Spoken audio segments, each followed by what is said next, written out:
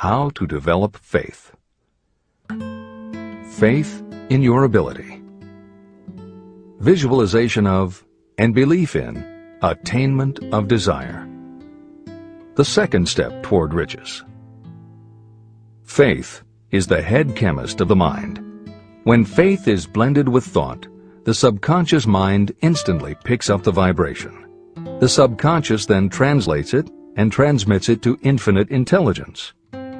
In modern usage, the word faith has become almost interchangeable with religious belief. Faith, as it is used here, means having confidence, trust, and an absolute unwavering belief that you can do something. And in order for you to have faith in yourself, it has to be true on a subconscious level.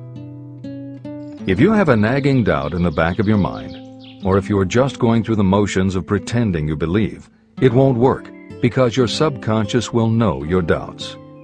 Unless you have absolute total confidence, unless you are convinced without question, then you don't have faith. Faith is a state of mind that may be induced or created by affirmation or repeated instructions to the subconscious mind through the principle of autosuggestion. The repetition of affirmations is like giving orders to your subconscious mind, and it is the only known method of voluntary development of the emotion of faith, absolute belief that you can do something. As an illustration, you want to acquire the ability to transmute the intangible thought impulse of desire into its physical counterpart, money. You will learn techniques to convince your subconscious mind that you believe you will receive that for which you ask. Your subconscious will act upon that belief and pass it back to you in the form of faith, followed by definite plans for procuring that which you desire.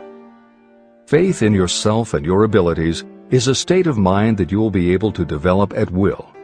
This is true because faith is a state of mind that will develop naturally within you when you use and apply these principles.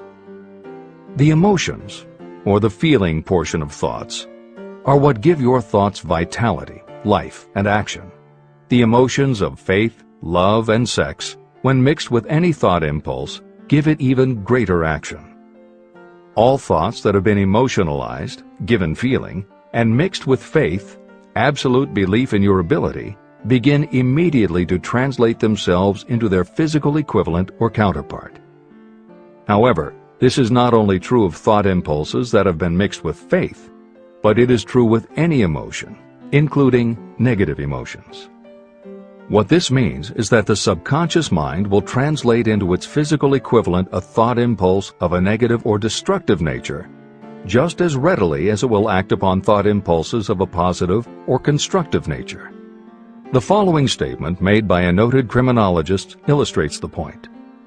When men first come into contact with crime, they abhor it.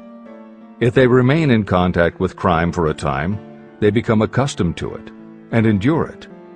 If they remain in contact with it long enough, they finally embrace it and become influenced by it.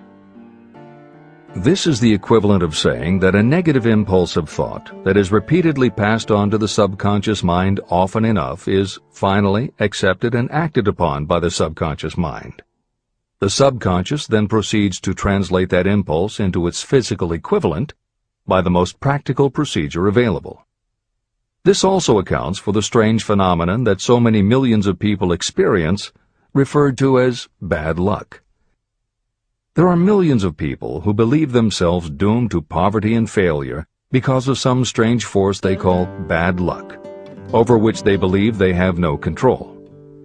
But the truth is that they are the creators of their own misfortunes, because this negative belief in bad luck is picked up by the subconscious mind and translated into its physical equivalent. Your belief, or faith, is the element that will determine the action of your subconscious mind. Once again, let me stress that you will benefit by passing on to your subconscious mind any desire that you wish translated into its physical or monetary equivalent in a state of expectancy or belief that the transmutation will actually take place.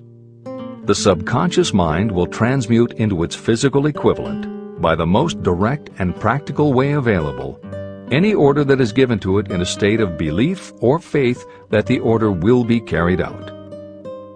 At this point, it should also be noted that because of the way that the subconscious operates, there is nothing to stop you from deceiving your subconscious mind when giving it instructions through autosuggestion.